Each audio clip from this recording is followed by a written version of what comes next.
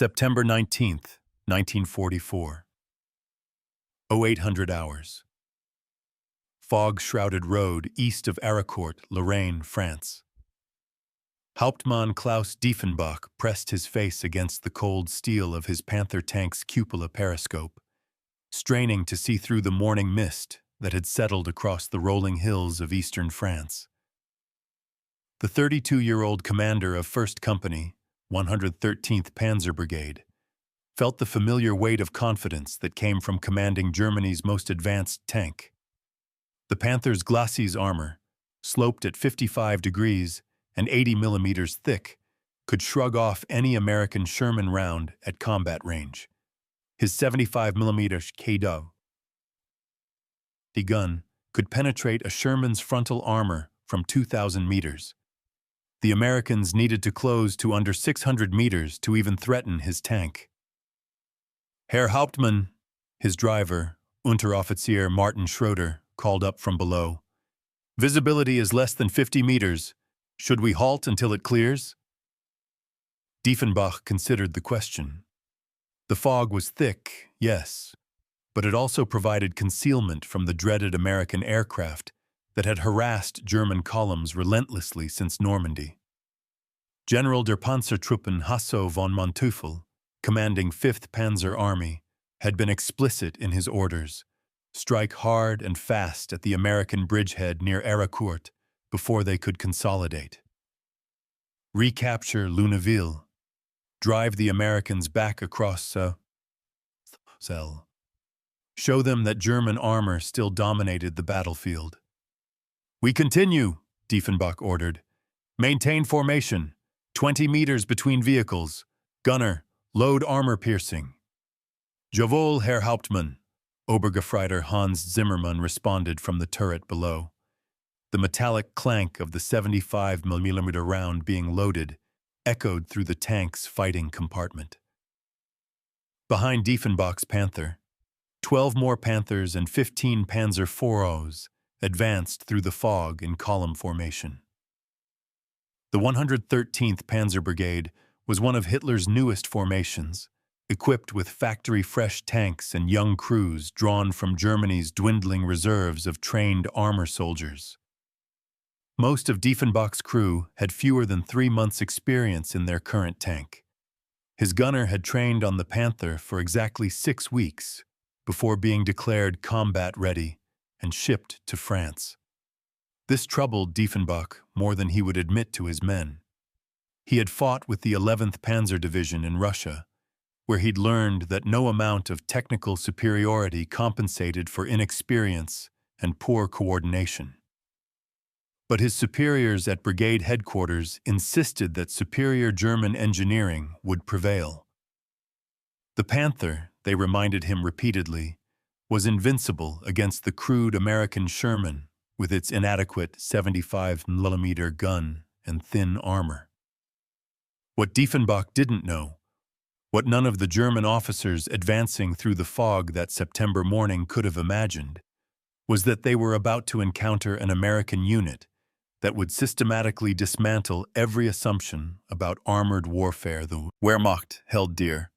Combat Command A of the 4th Armored Division, commanded by Colonel Bruce C. Clark, had been fighting continuously since Normandy.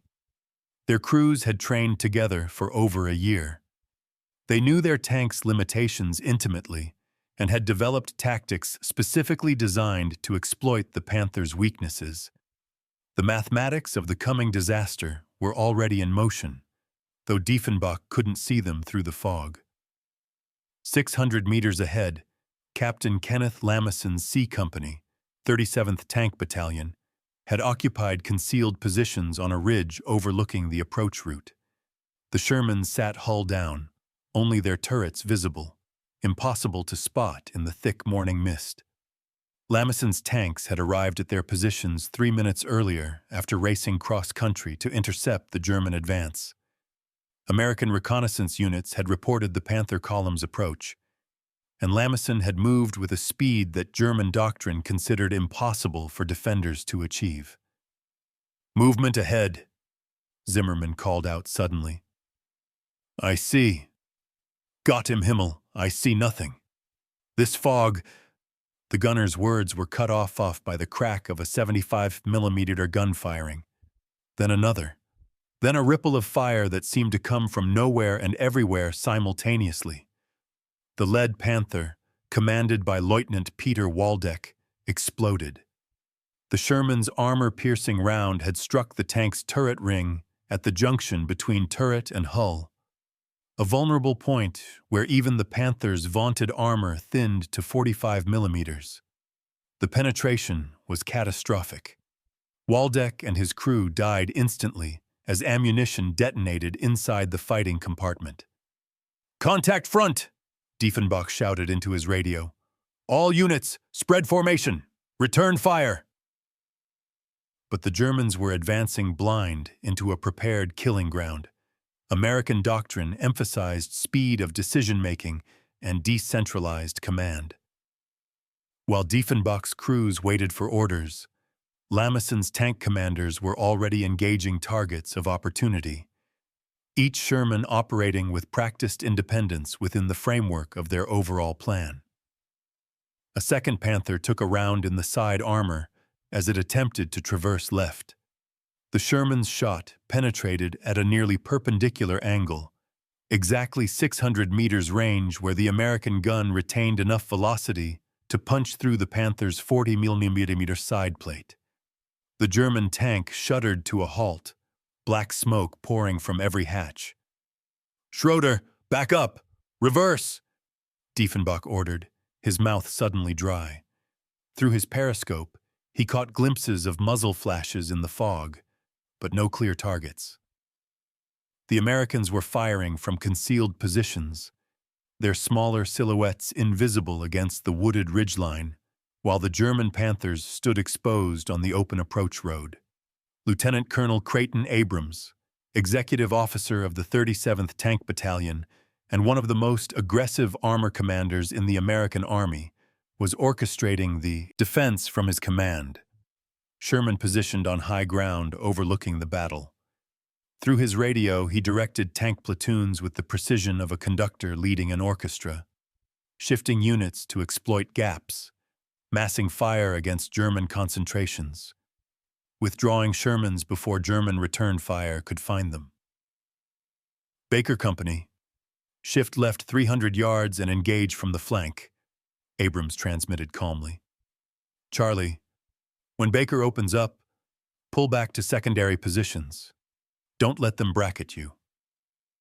The American tactics were built around movement and firepower concentration.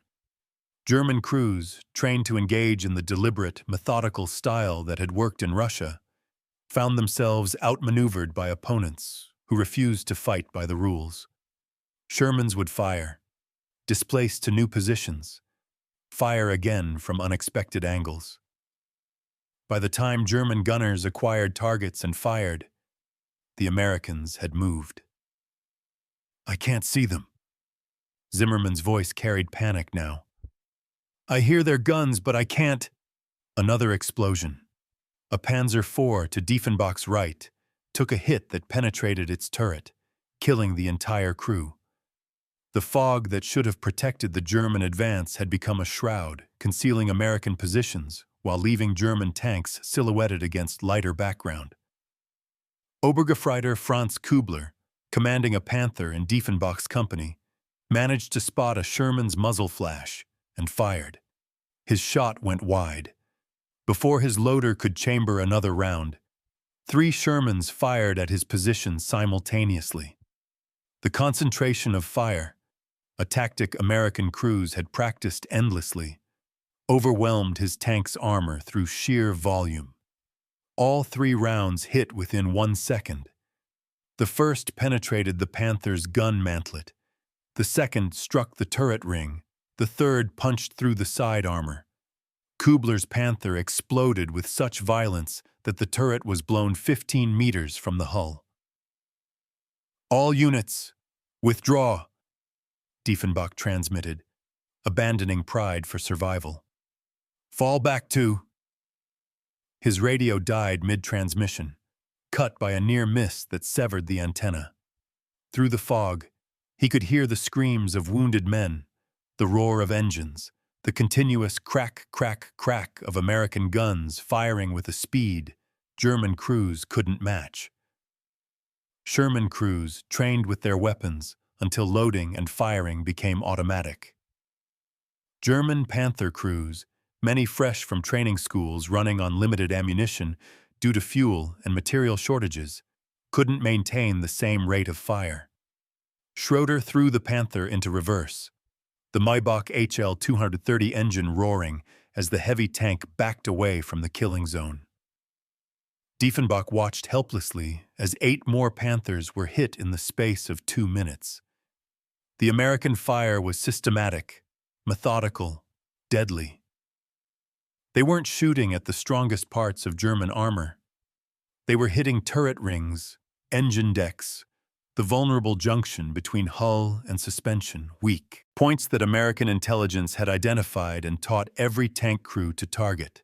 Captain Jimmy Leach, commanding B Company of the 37th Tank Battalion, arrived with reinforcements at precisely the moment Diefenbach's column broke.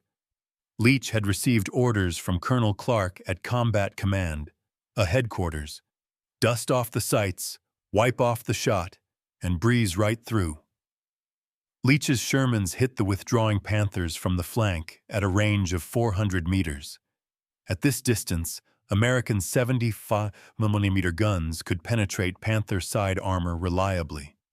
The mechanical reliability that American crews took for granted proved decisive. While German Panthers suffered transmission problems, engine overheating, and mechanical failures that plagued the rushed production, American Shermans kept running. When a Sherman was hit, its crew could often repair it within hours. When a Panther broke down, it frequently required factory-level maintenance that didn't exist in forward areas. By 08:45 hours, 45 minutes after the first shot, Diefenbach's company had been destroyed. Of his 13 Panthers, 11 burned in the fog-shrouded fields east of Arracourt. His own tank had survived only because Schroeder's skilled driving had carried them beyond American effective range. Zimmerman sat in the gunner's position, hands trembling, unable to speak. They had fired exactly 3 rounds. They had hit nothing. As Diefenbach's surviving Panther limped toward German lines, he passed the burning hulks of what had been Germany's finest tanks. Factory-fresh Panthers with their long 75mm guns pointed uselessly at empty sky. Crews who would never go home lay dead beside their technically superior vehicles. The Americans had done the impossible, decisively defeated Panthers with Shermans. At Combat Command, a headquarters, Colonel Clark received the initial battle reports with satisfaction but no surprise. His units had trained for exactly this scenario. They understood that armor combat wasn't decided by technical specifications on paper, but by crew training, tactical flexibility, coordination between arms, and the ability to make decisions faster than the enemy. The German Panthers were magnificent machines. Their crews were brave. But the Americans possessed something more valuable than thick armor or long guns: a military system that could produce skilled crews faster than Germany could replace the ones they lost. What Hauptmann Klaus Diefenbach had witnessed in those terrifying 45 minutes was the future of armored warfare. Technical superiority meant nothing without tactical superiority. The best tank was worthless if it couldn't hit targets. Thick armor provided no protection against flanking fire from concealed positions. The Panther's legendary 75mm gun, capable of killing Shermans at 2,000 meters, was irrelevant when combat occurred at 400 meters in fog, where the Sherman's inadequate gun worked perfectly. The Battle of Arracourt had begun. Over the next 11 days, 262 German tanks and assault guns would attack American positions repeatedly. Of these, 200 would be destroyed or damaged beyond repair. American losses would total 32 tanks, the largest tank battle involving American forces on the Western Front, until the Battle of the Bulge would prove definitively that in modern armored warfare, crew quality, training, coordination, and tactical flexibility mattered more than the thickness of armor plate or the length of guns. But on that foggy morning of September 19th, as Diefenbach's surviving crew struggled to comprehend their defeat, none of them yet understood the full magnitude of what they had encountered. They had faced not just American tanks, but an American military system built on principles that German doctrine couldn't counter: industrial abundance, superior training infrastructure, decentralized command, and the ruthless application of combined arms tactics developed through hard experience. The Americans hadn't won because they had better tanks. They had won because they had better everything else that mattered. The weapon that had shattered Hauptmann Diefenbach's confidence that September morning carried a reputation that contradicted everything German intelligence believed about American armor. The M4 Sherman medium tank had become the most produced Allied tank of the war not because it was the best, but because American industry could manufacture it in quantities that made individual superiority irrelevant.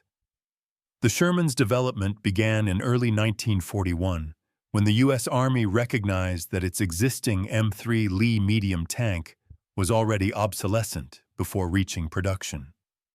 The Lee's sponson-mounted 75mm gun and high profile made it vulnerable in the mobile warfare the Germans had perfected in France. What American designers needed was a tank that could be produced in massive numbers using existing automotive technology that American industry already understood. The result was deliberately unspectacular. The M4 Sherman mounted a 75mm M3 gun in a fully rotating turret, provided adequate armor for 1942 standards, and used proven automotive components. The Continental R975 radial aircraft engine that powered early models was literally an aircraft engine bolted into a tank chassis. Later versions used automotive engines from General Motors, Chrysler, and Ford. American pragmatism dictated that any reliable engine was acceptable. German perfectionism would have never permitted such compromise. The Sherman's armor protection seemed adequate when design began in 1941. Frontal hull armor of 51mm sloped at 56 degrees. Turret armor of 70 mm, side armor of 38mm. These specifications were calculated to defeat the German 37mm and 50mm anti-tank guns that dominated early war combat. But by September 1944, German tanks mounted far more powerful weapons. The Panther's 75mm KWK-42 could penetrate a Sherman's frontal armor from ranges exceeding 2,000 meters. The Sherman's 75mm M3 gun struggled to penetrate a Panther's frontal armor even at point-blank range. American ordnance officers understood these limitations. They also understood something German officers didn't. Tank combat rarely occurred at maximum effective range under ideal conditions. Real battlefield encounters happened at 600 meters or less, often in terrain that negated range advantages. In fog, rain, forests, or urban areas, the Panther's superior gun meant nothing. What mattered was rate of fire, crew training, mechanical reliability, and tactical employment. Lieutenant Colonel Creighton Abrams had learned these lessons through hard experience. The 30-year-old officer from Massachusetts had commanded tanks since Louisiana maneuvers in 1941. He understood his Sherman's weaknesses intimately. He also understood their strengths, advantages German intelligence reports consistently overlooked. The Sherman's turret traverse was powered by hydraulics or electric motors, allowing a full 360-degree rotation in 15 seconds. German tanks used manual traverse augmented by power assist, requiring nearly twice as long for a complete rotation. In close combat, this meant American gunners could engage multiple targets, while German gunners were still cranking their turrets toward the first threat.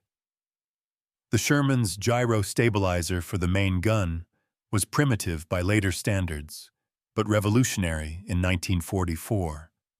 It allowed reasonably accurate fire while moving, something German tanks couldn't achieve.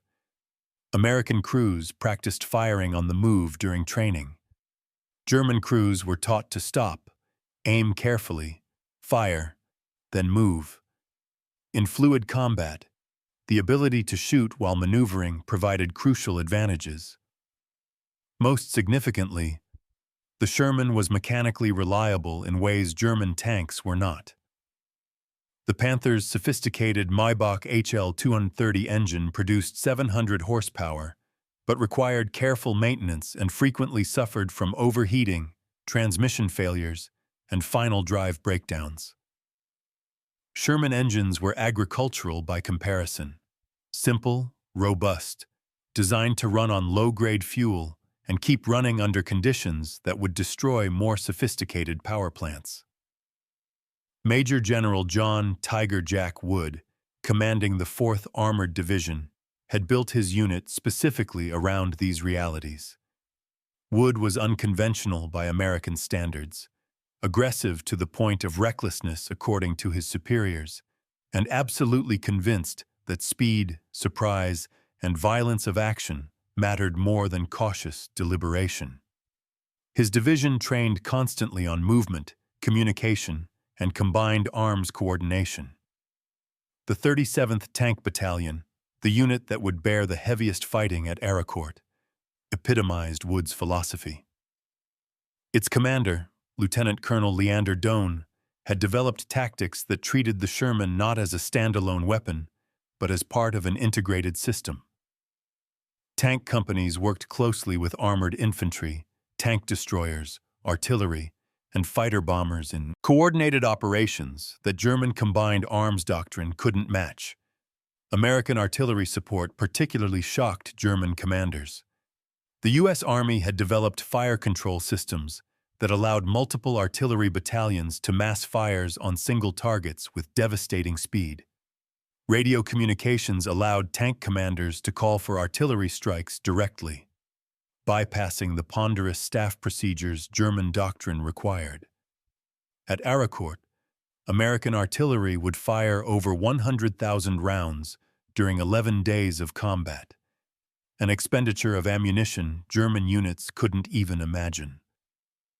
The M18 Hellcat tank destroyers attached to the 4th Armored provided another advantage German planning hadn't anticipated.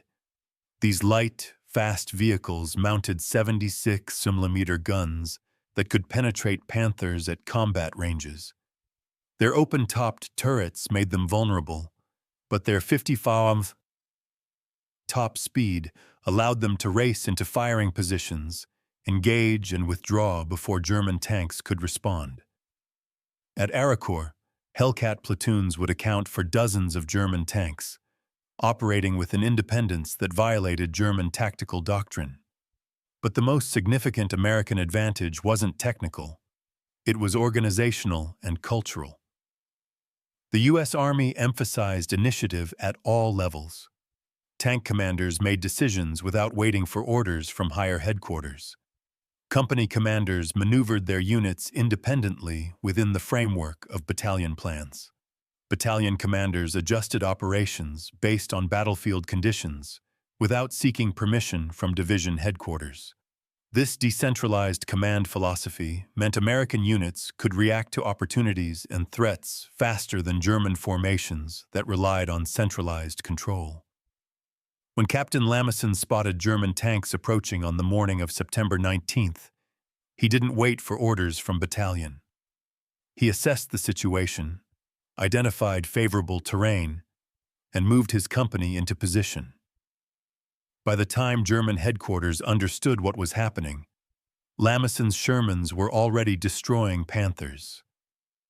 German tactical doctrine emphasized careful preparation and methodical execution. This approach had worked brilliantly in Poland and France, where the Wehrmacht possessed both superiority and initiative. But by September 1944, German units were constantly reacting to Allied movements rather than dictating the tempo of operations. The careful, deliberate German style that required extensive reconnaissance and detailed planning became a fatal weakness when facing opponents who moved and decided faster.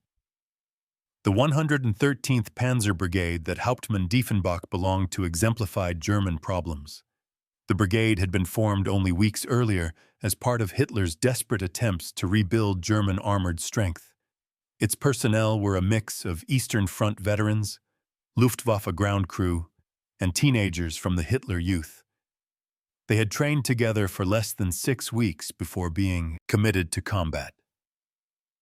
The Panthers they received were magnificent machines, but each tank required extensive maintenance that the brigade's inexperienced mechanics couldn't provide. Spare parts were scarce. Ammunition supplies were limited by fuel shortages that crippled German logistics. The brigade had no dedicated reconnaissance units, forcing commanders to advance blindly. Artillery support was minimal. Air support was non-existent. The Luftwaffe had ceased to be a factor over France by September 1944. In contrast, Combat Command A was a veteran formation that had fought continuously since Normandy. Its personnel knew each other, trusted each other, and had developed the informal coordination that veteran units achieve. When problems arose, crews fixed them based on experience rather than waiting for official solutions. When tanks were damaged, mechanics who had maintained the same vehicles for months knew exactly how to repair them. The disparity in crew training was particularly stark. American tank crews trained together for 6 to 8 months before seeing combat. Drivers practiced for hundreds of hours. Gunners fired thousands of practice rounds. Loaders trained until ammunition handling became automatic. Radio operators learned to communicate clearly under stress. Tank commanders practiced coordinating their crews until everyone anticipated each other's actions. German Panther crews in September 1944 received minimal training due to fuel shortages and ammunition scarcity. Drivers might have 20 hours of experience in their actual vehicles. Gunners fired perhaps 50 practice rounds before being declared combat ready. Radio procedures were taught theoretically rather than through practical exercise. The result was crews who understood how their tanks worked, but had never developed the automatic responses that veteran crews possessed. The mechanical reliability disparity extended beyond engines to every system. Sherman tracks rarely broke. German Panther tracks, while superior in mud and snow, fractured under stress and were difficult to repair. Sherman transmissions were simple and robust. Panther transmissions were sophisticated but prone to failure, especially in the hands of inexperienced drivers. Sherman final drives could sustain abuse. Panther final drives were the vehicle's Achilles heel, failing so frequently that experienced crews learned to carry spares if any were available. American logistics made these differences decisive. When a Sherman broke down, recovery vehicles towed it to field maintenance units, where trained mechanics fixed it using abundant spare parts. Repaired Shermans returned to action within days or even hours. When Panthers broke down, they often sat immobilized because recovery vehicles couldn't reach them, or mechanics lacked parts, or the damage required factory-level repair that didn't exist in forward areas. German armored units left trails of abandoned tanks across France, vehicles that could have been saved with adequate maintenance support. The most profound difference, though, was psychological. American tank crews knew that if their tank was destroyed, they would receive a replacement. If they were wounded, they would receive excellent medical care. If they died, their families would be notified and honored. This knowledge didn't eliminate fear, but it provided confidence that they were valued assets fighting for a nation that could afford losses and still prevail.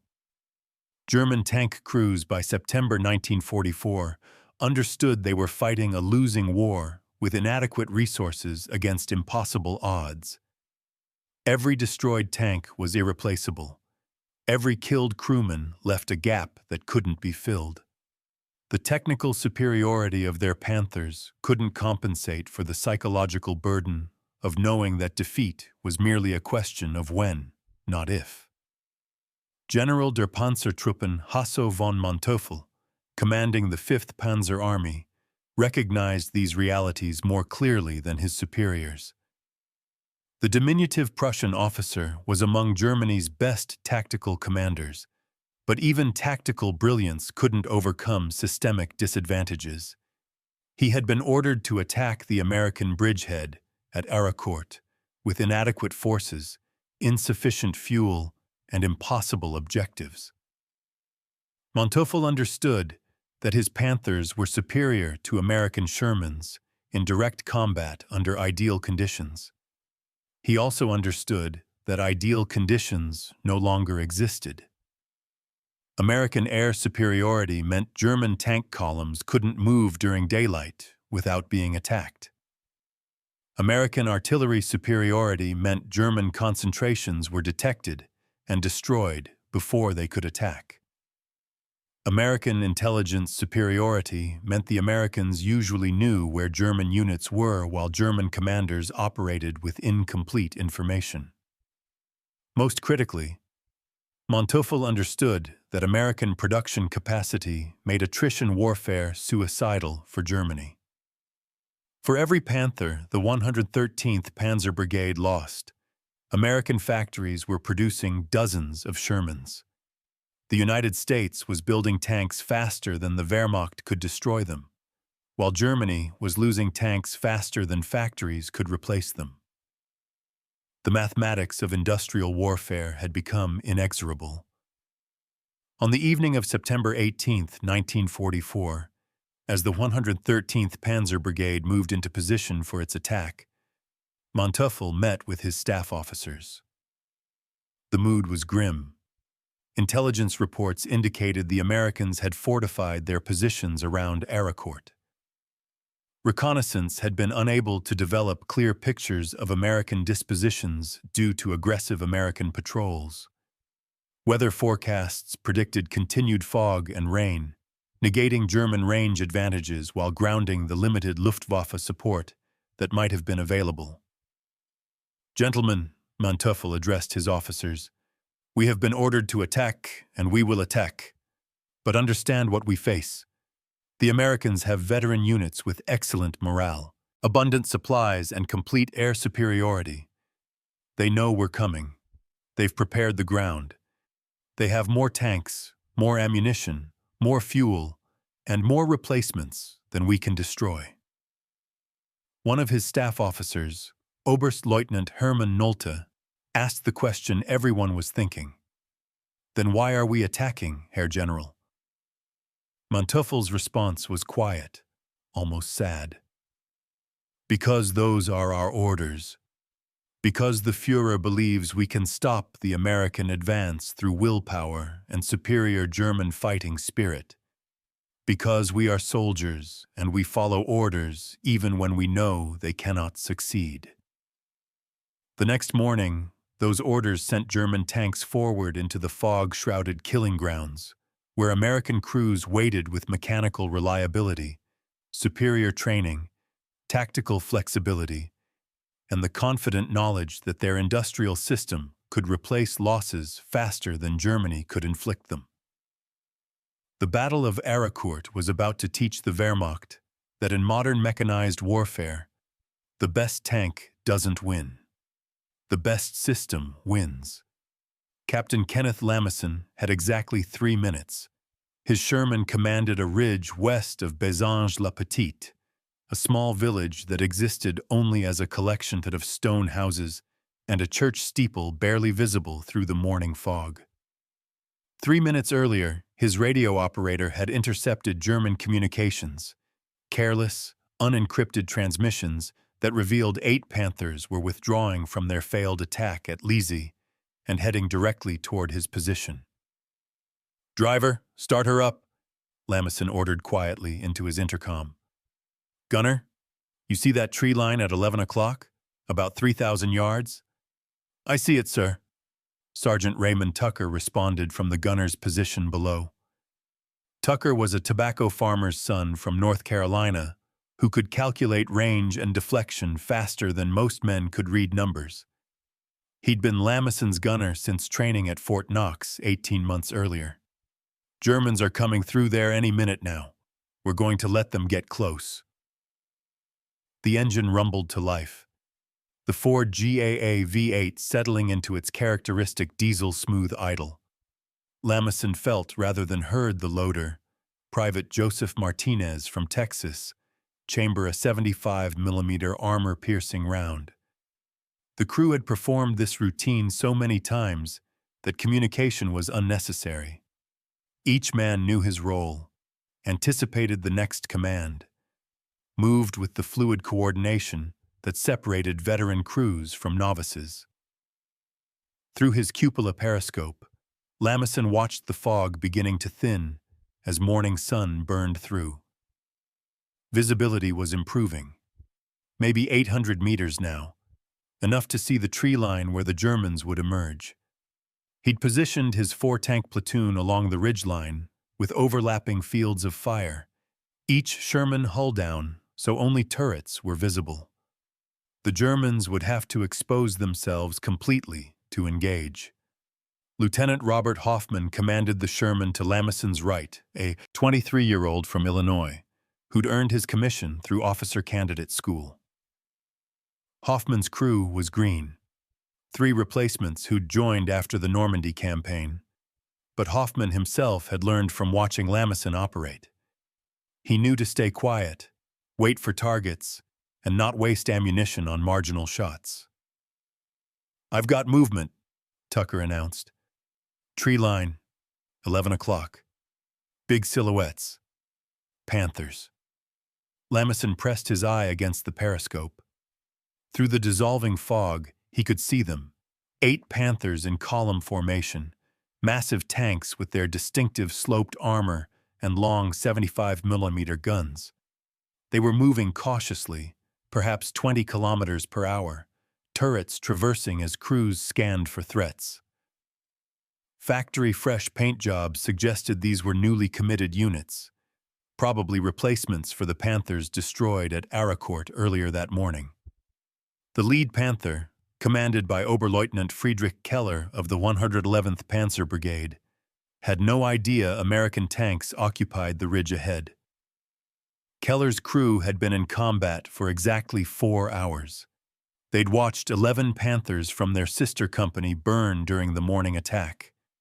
The survivors had been ordered to regroup at Bourres, 5 kilometers northeast, and Keller was following map coordinates through terrain he'd never seen before. "Hans," Keller called down to his driver, Obergefreiter Hans Bauer. "Slow to 15 kilometers.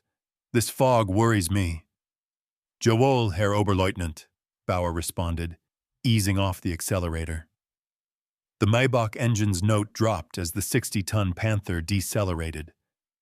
"Funker," Keller addressed his radio operator, Unteroffizier Peter Zimmer. "Try to raise first company again. I don't like advancing without knowing where friendly units are."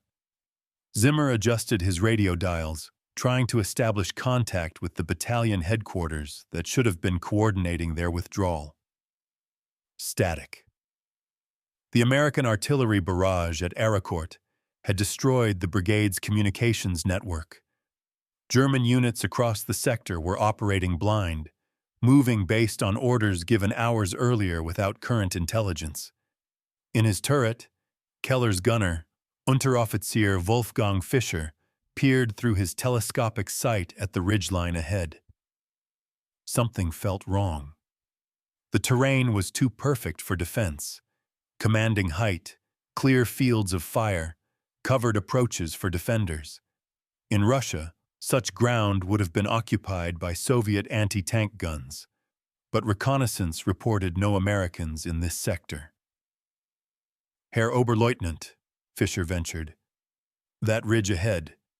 Should we? 800 yards.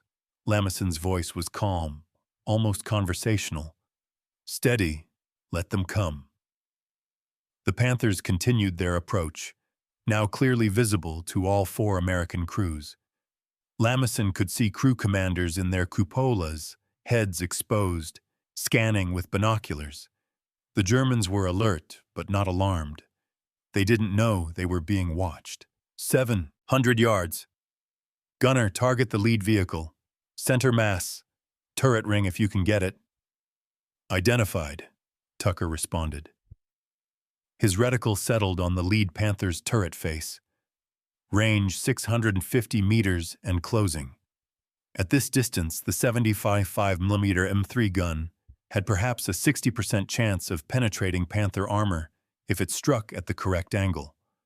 Not great odds, but Lamesson had learned that in combat, you took the shots available rather than waiting for perfect opportunities. 600 yards. On my command. Keller's radio suddenly crackled to life. All units. Contact at Bazange. American tanks.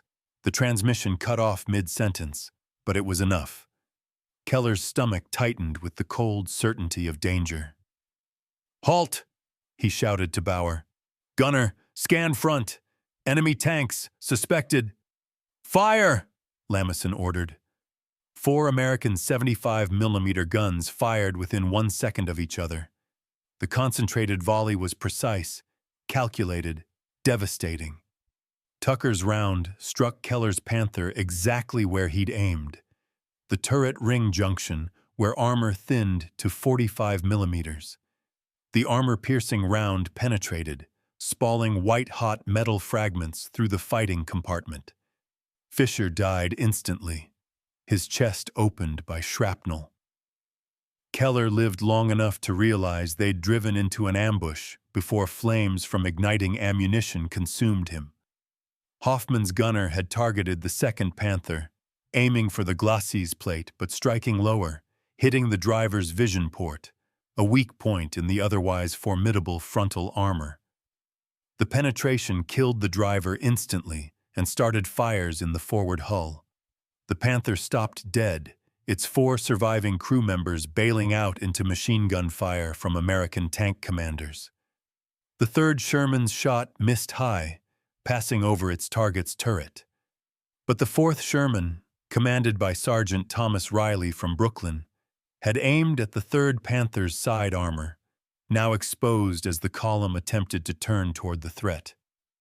Riley's gunner, Corporal James Murphy, put his round through the Panther's sponson armor at a range of 580 meters, penetrating easily and detonating ammunition stored along the hull side. Target, ceasefire, Tucker announced automatically, already traversing toward the next Panther. The electric turret drive hummed as the 75mm gun swung smoothly to a new target. Martinez had another round loaded before the spent shell casing hit the turret floor. Oberfeldwebel Kurt Braun, commanding the 4th Panther in Keller's column, saw 3 of his company's tanks destroyed in the first volley and reacted with veteran instinct. Reverse! Full speed! Gunner! Suppressive fire at the ridge! Braun's driver threw the Panther into reverse, the transmission screaming as the heavy tank accelerated backward. His gunner fired wildly in the direction of the American positions, not aiming at specific targets, but hoping to force the American crews to duck. The 75mm KW K-42 round passed 30 meters over Lamesson's Sherman and exploded against a hillside 500 meters beyond. They're backing up, Tucker reported. Still have shots. Take them, Lamesson ordered. Tucker fired. The round hit bronze Panther in the frontal glacis, precisely where German metallurgy was strongest. The armor-piercing round shattered against the sloped 80mm plate, failing to penetrate. The impact staggered bronze crew, but caused no critical damage. Scheisse! Bronze gunner, Gefreiter Emil Koch, worked his loading mechanism frantically. They can't penetrate us frontally. Return fire, same location. But Koch was wrong about American capabilities. What the Germans didn't understand was that American tank doctrine emphasized multiple hits on single targets. As Koch took aim at the ridge, Hoffman's Sherman fired again, this time targeting not bronze glacis, but his gun mantlet, the curved armor protecting the main gun's mounting. The 75mm round struck at a shallow angle, glanced downward, and penetrated the thinner armor below the gun, entering the fighting compartment and wounding Koch critically. Before Braun could assess the damage, Riley's Sherman fired, targeting the same Panther from a different angle. This round struck the turret side at the commander's cupola, penetrating and killing Braun instantly. The leaderless Panther continued reversing until it collided with a destroyed vehicle behind it and stalled. The remaining 4 Panthers in Keller's column had scattered, their inexperienced commanders reacting independently without coordination. One attempted to find cover behind a farm building 400 meters from the American position. 2 others reversed toward the tree line they'd emerged from. The 8th Panther, commanded by a terrified lieutenant who'd graduated from tank school 3 weeks earlier, simply sat immobilized as its crew panicked. Lameson's radio crackled. "Charlie 6, this is Thunderbolt 6. Lieutenant Colonel Abrams's voice was businesslike, almost bored. "We've got you on visual from Hill 265. Nice shooting. Be advised, more Germans moving north from Moncourt. Estimate company strength. Can you hold position?" "Thunderbolt 6, Charlie 6, affirmative. We're still loaded for bear up here." "Good. We'll send reinforcements. Out." The German Panther hiding behind the farm building provided its crew with an illusion of protection that American artillery was about to shatter. Lameson couldn't see the tank directly, but he knew it was there. The building wasn't large enough to conceal a 60-ton vehicle completely. Rather than maneuvering for a direct shot, Lameson used his radio to call the battalion fire support officer. "Fire support, Charlie 6, fire mission. Enemy armor, partially concealed." Within 90 seconds, American 105mm howitzer shells were falling around the farm building. The first rounds walked in long, exploding 100 meters beyond the target. The forward observer adjusted fire. The next salvo fell short. The third salvo bracketed the building precisely. High explosive rounds air bursting above the Panther and raining shrapnel on its thin top armor. The German crew, unable to see their attackers and being shredded by steel fragments, abandoned their vehicle and fled on foot toward German lines. The 2 Panthers retreating toward the tree line had created enough distance to potentially escape. But they'd forgotten about the M18 Hellcats from the 704th Tank Destroyer Battalion that had been screening the American flanks. These light, fast vehicles with their open-topped turrets and 76mm guns had been waiting in concealed positions for exactly this opportunity. Captain Richard Lameson, no relation to Kenneth Lameson, commanded the Hellcat platoon from a position 600 meters north of the Sherman positions. He watched the retreating Panthers through his binoculars and smiled grimly. "Both vehicles target the trailing Panther. Wait until they're committed to the woods where they can't maneuver." The Panthers entered the tree line, following a narrow trail barely wide enough for their hulls. In the confines of the forest, they couldn't traverse their turrets more than 30 degrees in either direction without striking trees. Their superior armor meant nothing if they couldn't bring their guns to bear. Two M18 Hellcats accelerated from concealment, their Continental R975 engines pushing them to 40 miles per hour in seconds. They raced parallel to the tree line, positioned themselves 300 meters from the forest edge at an angle that allowed clear shots down the trail, and fired their 76mm guns in rapid succession. The first round struck the trailing Panther in the engine deck, penetrating the thin 16mm armor and destroying the Maybach power plant. The second round hit the turret side, killing the gunner. The third round, fired by the second Hellcat, struck the ammunition storage, and the resulting explosion lifted the Panther's turret completely off its hull. The lead Panther, now trapped in the forest by the burning wreck behind it, could only continue forward deeper into the woods. Its crew abandoned the vehicle 30 minutes later after running out of fuel trying to find an alternate route. American infantry found them hiding in a barn the next morning. The immobilized Panther, whose crew had panicked, represented the final kill of the engagement. Its commander, Lieutenant Dieter Schwartz, had frozen completely when the American ambush began. His crew shouted at him to give orders, reverse, advance, fire, anything. But Schwartz sat paralyzed in his cupola, overwhelmed by the speed and violence of combat that his 3 weeks of training hadn't prepared him for. Sergeant Riley, who'd destroyed 3 Panthers already, traversed his turret toward the stationary German tank and took careful aim. His gunner, Corporal Murphy, who'd grown up hunting deer in the mountains of West Virginia and understood the patience required for clean kills, waited for the perfect shot. "Steady," Riley murmured. "Driver, move us left 3 yards. Gunner, target the turret ring right side where it meets the hull." Murphy adjusted his aim minutely. At this range, just under 600 meters, he could see individual weld lines on the Panther's turret through his telescopic sight. He placed his reticle precisely on the junction point where armor was thinnest. "Shot! On the way!" Murphy fired. The armor-piercing round struck exactly where Murphy aimed. It penetrated the 45mm armor at the turret ring, spalling fragments that killed 3 of the 5 crew members instantly. Schwartz, wounded but alive, finally found the courage to order abandoned vehicle. He and his loader emerged from the tank with their hands raised. The only survivors from Keller's 8 Panther column to be taken prisoner rather than killed. The entire engagement had lasted 11 minutes. 8 German Panthers destroyed or abandoned. 0 American tanks damaged. Ammunition expended. 37 75mm rounds, 8 76mm rounds, and 16 105mm artillery shells. American casualties?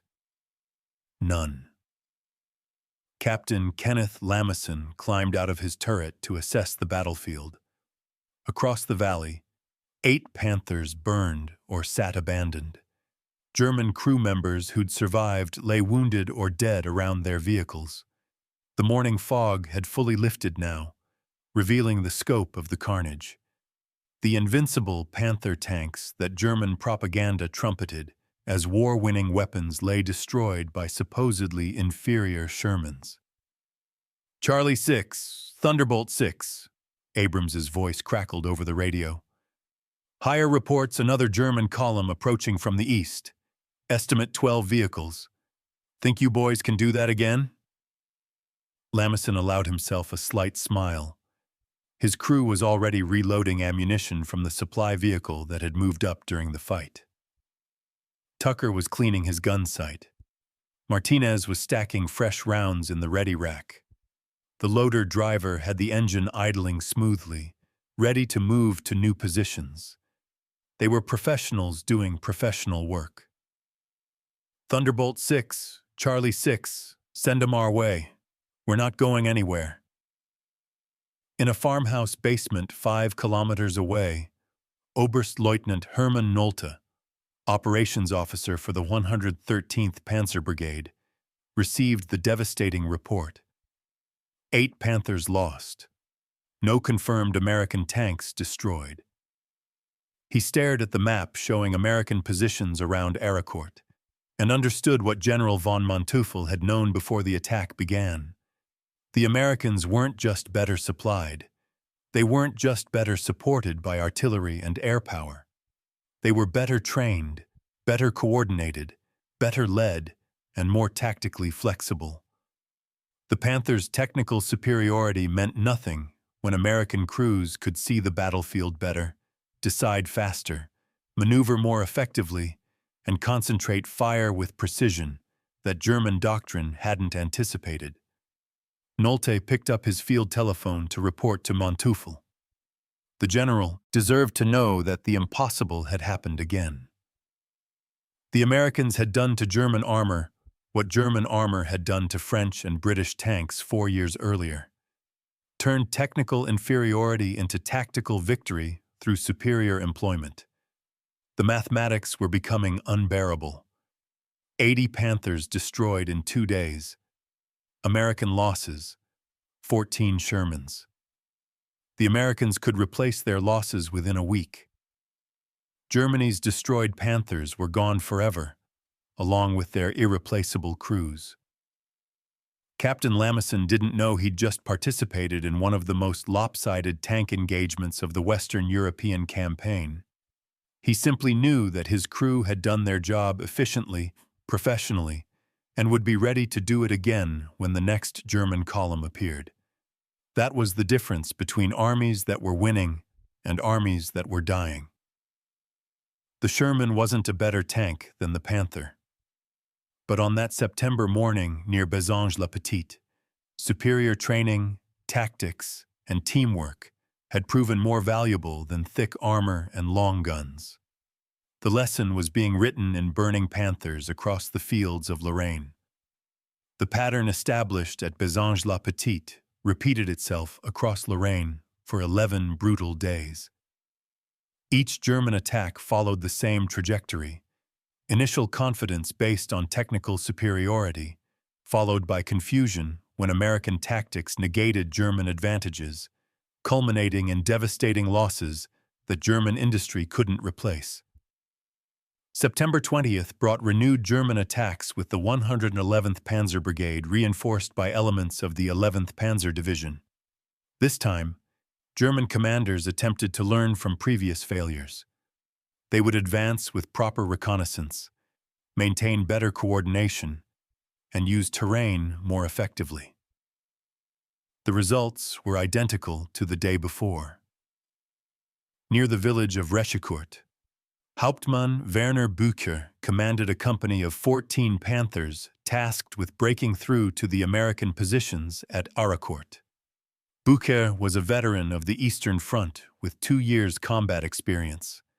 Unlike the Green crews destroyed the previous day, his men understood armored warfare. They knew to use terrain for concealment, to advance with mutually supporting fire, to maintain proper spacing between vehicles. None of it mattered. American observation aircraft spotted Bücher's column 30 minutes before it reached the American defensive line. Forward air controllers directed P-47 Thunderbolt fighter bombers to the target area. The Republic P-47s, each carrying 2 500-pound bombs and 8 50 caliber machine guns, dove on the German column with devastating effect. Bücher's Panthers scattered as bombs bracketed their formation. 3 tanks were destroyed outright, their thin top armor unable to withstand 500-pound bombs detonating nearby. The survivors sought cover in a wooded area, exactly where American planners had anticipated they would go. Artillery fire from 3 American battalions saturated the woods with high explosive and white phosphorus shells, setting trees ablaze and forcing the Panthers back into the open. When Bücher's remaining Panthers emerged from the burning forest, American Shermans were waiting in prepared positions. The engagement lasted less than 20 minutes. 11 Panthers destroyed, none escaping. American losses: 2 Shermans damaged, both repairable within 24 hours. Bucher survived, his Panther immobilized by a shot that destroyed its transmission. Captured by American infantry, he was interrogated by officers from the 4th Armored Division's intelligence section. His testimony, recorded in division after action reports, revealed the psychological impact of the defeats. "We were told our Panthers were invincible," Bucher stated flatly. "We were told American tanks were inferior, that American soldiers lacked fighting spirit, that their mongrel army couldn't match German discipline and training." Every word was a lie. The interrogator, Captain David Eisner, a German-speaking officer from New York, asked what had surprised Bucher most about American tactics. "Everything," Bucher responded. "Your artillery responds in minutes, not hours. Your aircraft appear whenever you need them. Your tanks move and shoot with coordination we cannot achieve. But most shocking is that you don't fight the way we expected. We trained to engage enemy armor in direct combat. You engage us with artillery, aircraft, and infantry, using your tanks as part of a system rather than as individual weapons. We cannot counter this." Similar stories emerged from other captured German officers. The Americans fought combined arms warfare at a level German doctrine couldn't match. Every American tank was backed by artillery that could deliver massed fires within minutes. Every American position was covered by fighter bombers that could arrive in under 30 minutes. Every American unit had abundant ammunition, fuel, and replacement vehicles. General von Manteuffel, watching his 5th Panzer Army being systematically destroyed, understood the mathematics with painful clarity. On September 21st, he composed a situation report for Army Group G headquarters that detailed the impossible odds his forces faced. "The enemy possesses overwhelming material superiority," Manteuffel wrote. "Their artillery fires without apparent ammunition constraints. Their aircraft operate with impunity. Their tank crews demonstrate superior training and coordination. Most critically, they replace losses faster than we inflict them. This morning, I committed 60 tanks to battle. By evening, 43 were destroyed. Intelligence reports indicate the Americans lost 18 tanks, but have already received 17 replacements from depots. Our destroyed tanks are irreplaceable." The report was forwarded to Hitler's headquarters with recommendations to suspend offensive operations and withdraw to defensive positions. Hitler's response, delivered through Field Marshal Wilhelm Keitel, ordered continued attacks. The Führer believed willpower and fighting spirit would overcome material disadvantages. Manteuffel knew better, but he was a soldier who followed orders even when he knew those orders guaranteed defeat. The weather briefly favored German operations on September 21st and 22nd. Heavy rain and low clouds grounded American aircraft, negating one of the decisive American advantages. German commanders hoped this might allow successful attacks. They were disappointed. Without air support, American artillery became even more important. The 12 Corps Artillery, commanded by Brigadier General Williston Palmer, had developed fire control procedures that allowed unprecedented coordination. When German tanks attacked through the rain on September 22nd, American artillery observers called down fires from multiple battalions simultaneously. The technique, called time on target, synchronized shell flight times so rounds from batteries separated by kilometers impacted the same target area within seconds of each other. Oberst Hans von Schlieben, commanding a Kampfgruppe of 17 Panthers and 25 Panzer IVs, experienced this devastating firepower personally. His column was advancing toward the village of Juvilais when American observers detected it. Within 4 minutes, artillery rounds from 5 separate batteries began falling. The first shells landed long walk-back adjustments following quickly. Then the full barrage arrived. Over 200 shells in 90 seconds, saturating a half-kilometer square area with high-explosive steel. Von Schlieben's command tank was hit by shrapnel that wounded his driver and destroyed his radio. Around him, 11 tanks were destroyed or immobilized by the artillery barrage. The survivors attempted to continue the attack, but drove directly into American defensive positions where Shermans and tank destroyers waited in concealed positions. The action at WWII demonstrated how American forces had evolved since Normandy. Combat Command A wasn't simply defending static positions. They were conducting mobile defense, counterattacking whenever German units showed weakness, withdrawing when pressed too hard, then striking back when Germans overextended. Lieutenant Colonel Abrams orchestrated these movements with the skill of a concert conductor, his aggressive instincts tempered by tactical wisdom.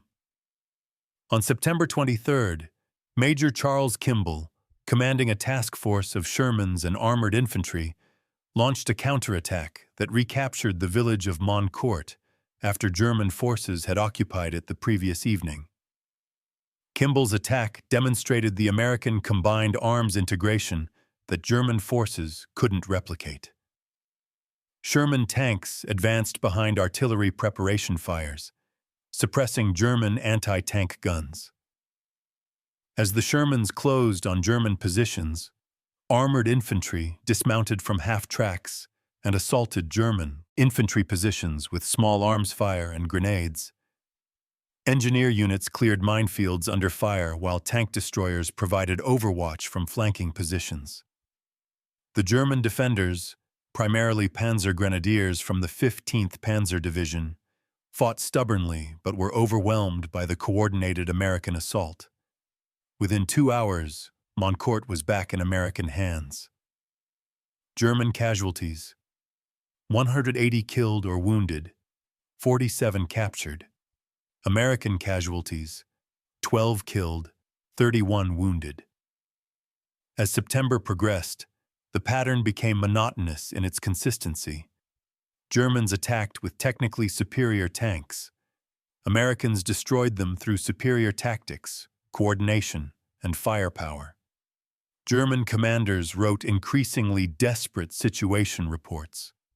American commanders wrote matter-of-fact after-action summaries, noting another day of lopsided victories. The mechanical reliability disparity became more pronounced as combat continued. American Sherman tanks operated continuously for days with only routine maintenance. German Panthers broke down with disturbing frequency, their sophisticated but fragile transmissions and final drives failing under combat stress. By September 25th, the 113th Panzer Brigade reported only 38 operational tanks from its original strength of 90. American losses had been replaced. Combat Command A had more operational Shermans on September 25th than it had possessed on September 18th. German mechanics worked desperately to keep vehicles operational, but they lacked spare parts, proper tools, and sufficient time. American maintenance procedures were streamlined through experience. When a Sherman threw a track, trained crews could replace it in under an hour. When a Panther threw a track, German crews might require 4 hours or more, assuming replacement tracks were available. Often they weren't. The fuel situation compounded German problems. American units received abundant gasoline through the Red Ball Express supply system. German units operated on strict fuel rationing, conserving every liter for combat operations. Panthers required approximately 300 liters to travel 100 kilometers under combat conditions. German fuel allocations often provided barely enough for a single day's operations, with no reserves for unexpected movements or extended combat. American air superiority intensified after the weather cleared on September 24th. The 19th Tactical Air Command, supporting Patton's Third Army, flew over 400 sorties during the last week of September over the Arracourt sector. P-47 Thunderbolts carrying bombs and rockets destroyed German vehicles, disrupted supply columns, and made daylight movement suicidal for German forces. Lieutenant Gustav Schwarz, commanding a platoon of Panzer IVs, recorded his experiences in a diary captured after his death on September 26th. His entries chronicled the psychological deterioration of German forces under relentless pressure. September 24th, American aircraft overhead constantly. We hear them before we see them, that distinctive sound of radial engines. Today, they destroyed 6 supply trucks, bringing us fuel and ammunition. We cannot move during daylight without being attacked. September 25th. Attacked this morning toward Arracourt. Lost 3 tanks to American Shermans firing from positions we couldn't identify. Our optics are superior, our guns are better, but they see us first and shoot first. We retreat constantly now. September 26th. Morning attack canceled. Insufficient fuel.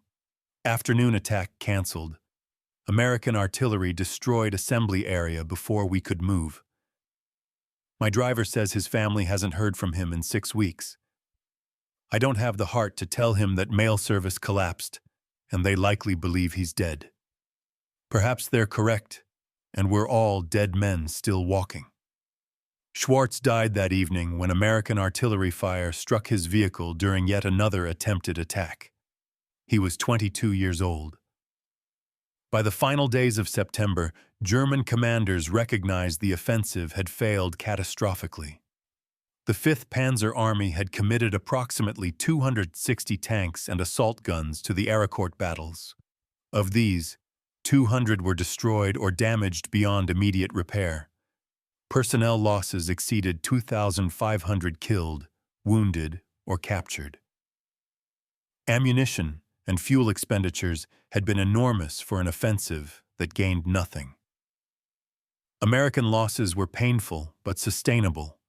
41 tanks destroyed, 128 personnel killed, 269 wounded. Within a week, all tank losses would be replaced. Within 2 weeks, replacement personnel would restore units to full strength. The industrial and manpower systems supporting the American military could absorb such losses indefinitely. Germany could not. On September 29th, Hitler finally authorized suspension of offensive operations around Arracourt. The 5th Panzer Army would withdraw to defensive positions and rebuild. But both German and American commanders knew the truth. Rebuilding was impossible. German tank production couldn't replace losses. Trained crew replacements didn't exist in sufficient numbers. Fuel shortages prevented proper training, even when personnel were available. Oberst Rudolf von Gersdorf, Chief Intelligence Officer for Army Group B, wrote an assessment of the Arracourt battles that reached senior Wehrmacht leadership in early October. His conclusions were damning.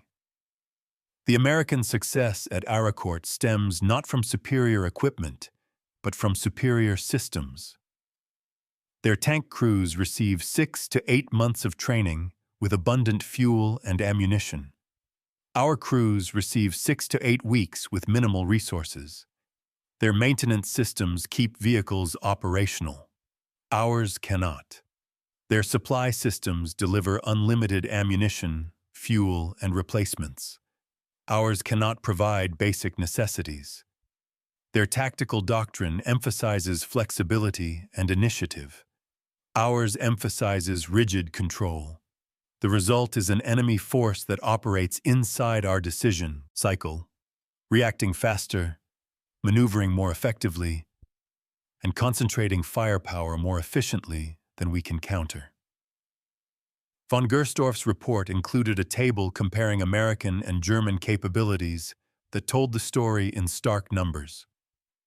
American tank availability 95%, German tank availability 62%.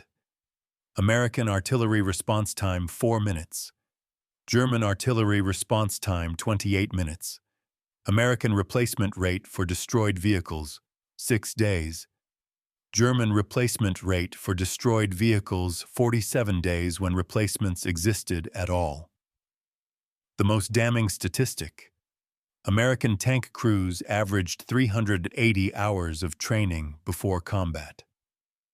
German tank crews averaged 60 hours. Technical superiority meant nothing when crews lacked skill to employ their weapons effectively. Captain Kenneth Lamison, whose 4 Shermans had destroyed 8 Panthers on September 19th, received a Bronze Star for valor during the Arracourt fighting. His recommendation, written by Lieutenant Colonel Abrams, noted, "Captain Lamison exemplifies the aggressive, intelligent leadership that characterizes this battalion. His tactical decisions consistently resulted in enemy destruction with minimal friendly casualties.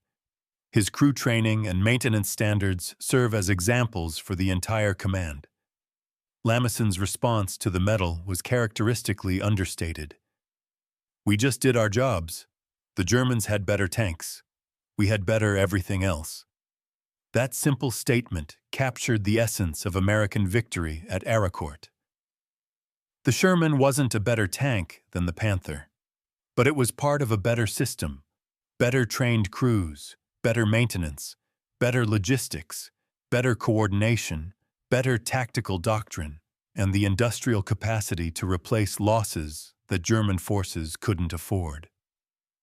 The Battle of Arracourt ended not because American Shermans defeated German Panthers in fair fights, but because the entire American military system had evolved to a level of effectiveness that German military organization couldn't match.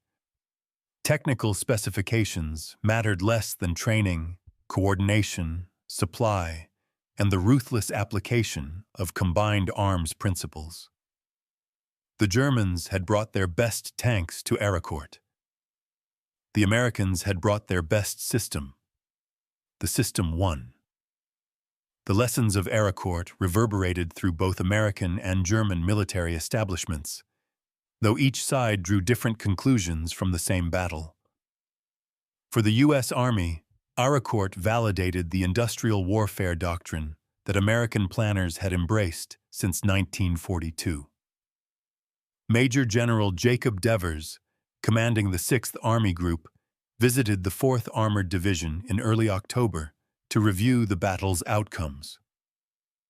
His report to General Eisenhower emphasized that American victory stemmed not from technical superiority, but from systemic advantages that multiply combat effectiveness.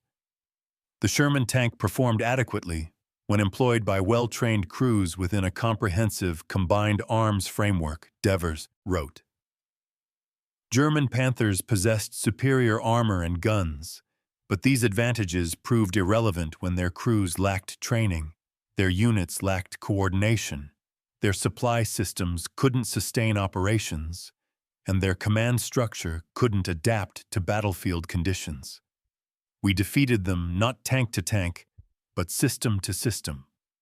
American tank crews who fought at Arracourt carried these lessons forward through subsequent campaigns. The techniques developed during those 11 days, using terrain for concealment, concentrating fire on single targets, coordinating with artillery and air support, maintaining mechanical readiness, became standard practice throughout American armored forces. Units that hadn't participated in the battle studied after-action reports and incorporated Arracourt tactics into their own operations. Lieutenant Colonel Creighton Abrams, whose aggressive leadership had been crucial to American success, went on to greater prominence. He led his battalion through the Battle of the Bulge, where once again American organizational superiority overcame German tactical skill. After the war, Abrams rose to become U.S. Army Chief of Staff, bringing the lessons of Arracourt to the highest levels of military leadership.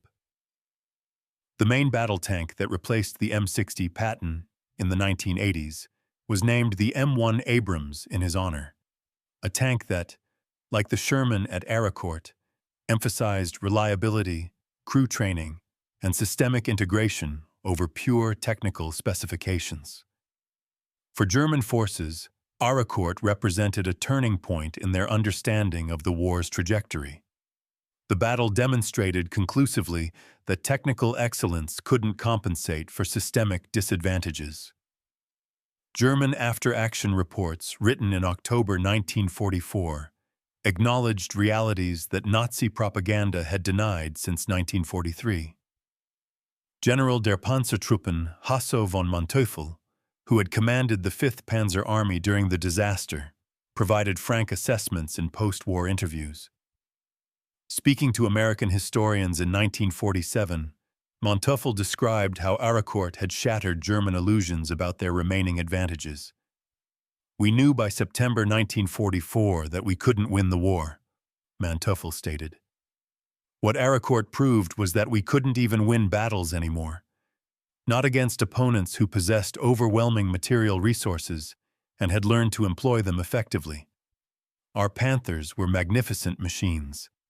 But magnificent machines operated by exhausted, under-trained crews, without adequate fuel or ammunition, without air support or sufficient artillery, cannot defeat an enemy who has mastered every aspect of modern warfare."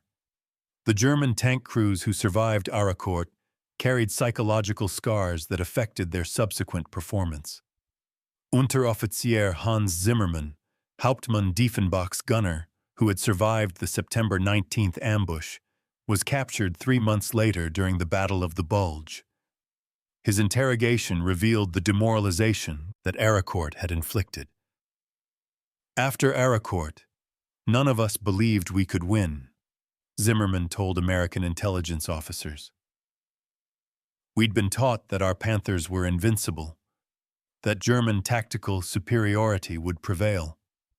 Arracourt destroyed those beliefs. We saw our best tanks burning, destroyed by supposedly inferior Shermans. We understood then that American industry, American training, American coordination had created a military force we couldn't defeat. We kept fighting because we were soldiers and because we feared what would happen to Germany if we stopped. But we knew the outcome was inevitable." This psychological impact affected German operations throughout the remaining months of the war. Units committed to the Ardennes offensive in December 1944 fought with courage but without the confidence that had characterized earlier German campaigns. They knew they were outnumbered, outgunned, and facing an enemy whose military system functioned at levels they couldn't match. The statistical record of Arracourt became a case study in American military schools throughout the Cold War. The numbers told a story that transcended individual battles. 262 German tanks committed, 200 destroyed or damaged. 41 American tanks destroyed, all replaced within days. Kill ratios exceeding 5.1 in favor of supposedly inferior American equipment. The lesson was clear. Wars weren't won by building the best individual weapons, but by creating the best overall systems for training, maintaining, supplying, and employing those weapons. Soviet observers, studying Western Front operations, drew their own conclusions from Arracourt. Red Army reports noted that American success stemmed from combined arms integration and logistical superiority rather than technical excellence. These observations influenced post-war Soviet doctrine, which emphasized operational-level coordination and sustainability over the pursuit of technically perfect weapons systems. The British Army, which had largely abandoned the Sherman in favor of British-designed tanks like the Cromwell and Challenger, reconsidered this decision after studying Arracourt. British armor units had struggled with mechanical reliability and supply complications using multiple tank types. The Sherman's proven reliability and the effectiveness of American tactical doctrine led the British to retain substantial Sherman forces through the war's end and into the post-war period. Perhaps the most significant legacy of Arracourt was its influence on American tank development for the next generation. The lessons learned didn't push the U.S. Army toward building heavier, more technically complex tanks to match German designs. Instead, American planners doubled down on the principles that had succeeded at Arracourt: reliability, ease of maintenance, crew training, and integration within combined arms teams. The M26 Pershing heavy tank, rushed into service in early 1945, incorporated heavier armor and a 90mm gun to address the Panther threat. But American doctrine still emphasized that crew quality and tactical employment mattered more than technical specifications. Post-war American tank development focused on creating weapons that American industry could produce in quantity, American mechanics could maintain in field conditions, and American crews could employ effectively within combined arms frameworks. Captain Kenneth Lamison returned home to Illinois after the war ended. He rarely spoke about his experiences at Arracourt, deflecting questions about his role in one of the war's most lopsided armor victories. When pressed by local newspaper reporters in 1946, he offered characteristic understatement. "We had good equipment, good training, and good support. The Germans had excellent tanks, but nothing else they needed to use them effectively. We won because America built a military system that worked, not because we had superior courage or superior weapons." Lamison's modesty obscured the personal skill and leadership that had been crucial to American success. His ability to read terrain, position his forces advantageously, coordinate with supporting units, and maintain crew discipline under fire exemplified the professional competence that American training systems had created. But he was correct that individual excellence alone couldn't have produced the outcomes at Arracourt. The system mattered more than individuals, and the American system had proven superior in every measurable way. The 4th Armored Division continued fighting through the Battle of the Bulge, across the Rhine and deep into Germany. By war's end, the division had established a combat record unmatched by any other American armored formation. The tactics developed at Arracourt contributed directly to these subsequent successes. Units that learned to defeat Panthers in September 1944 applied those lessons against King Tigers, Jagd Panthers, and every other late-war German armored vehicle they encountered. Major General John S. Wood, who had commanded the 4th Armored throughout the European campaign, reflected on Arracourt in his post-war memoirs. His assessment captured the battle's broader significance. Arracourt proved that modern warfare is won by systems, not by weapons. The Germans brought tanks we couldn't match in direct combat. We brought training they couldn't replicate, logistics they couldn't sustain, coordination they couldn't achieve, and industrial capacity they couldn't overcome. We didn't defeat the Panther tank. We defeated the military, industrial, and economic system that produced Panthers but couldn't provide everything else necessary for victory. The German commanders who had ordered the attacks at Arracourt faced post-war reckonings with their decisions. General von Manteuffel, captured by British forces in May 1945, provided extensive testimony about German operations. When asked about the decision to attack at Arracourt, despite knowing American advantages, Manteuffel's response was weary resignation. "We attacked because Hitler ordered it. We knew the offensive would fail. Our own intelligence assessments predicted the outcomes we experienced." But in September 1944, German officers no longer questioned orders from Berlin. "We implemented operations we knew were doomed because the alternative was execution for defeatism." Arracourt was a waste of irreplaceable men and equipment, sacrificed to maintain illusions that Germany could still achieve military victories. Hauptmann Klaus Diefenbach, whose Panther had survived the September 19th ambush, never returned home. He was killed during the Ardennes offensive in December 1944, when his tank was destroyed by American fighter bombers. His last letter home, written in November 1944 and delivered to his family after the war, revealed the psychological impact of Arracourt. "Mother, I must tell you truths I cannot write in official reports. The war is lost. American military power is beyond anything our propaganda described. At Arracourt, I watched German tanks destroyed by opponents we were taught to despise. I learned that courage and technical superiority mean nothing against enemies who possess unlimited resources and have mastered their employment. I continue fighting because I am a soldier, but I harbor no illusions about the outcome. Germany has awakened a giant we cannot defeat." 70 years after the battle, American and German armor veterans met at a reunion in Nancy, France.